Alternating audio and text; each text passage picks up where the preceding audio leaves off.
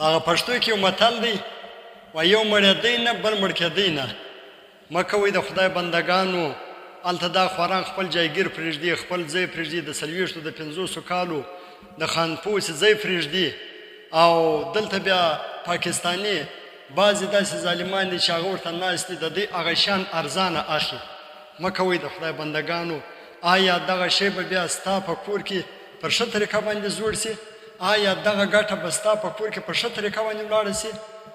دا مه کوئ یار. خو د بچیانو نفقه به ترې پیدا کوئ، د بچیانو نفقه په دا طریقه پیدا کوئ چې یو مهاجر غریب یو شی په 10 لک روپۍ اخیستی او ته په 10 لک روپۍ جن اخی، هغه په مجبوري باندې نه سي. دا د مجبوري بیه خو ناروا ده، حرامه ده، رسول الله منع کړې ده یار.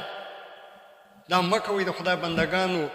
دا ډېر زور غواړي هر سړی چې د خپل اولاده څه واخلي، هر سړی چې د خپل ځانه څه واخلي، دا مهاجر اولاد خپل اولاد وبولي.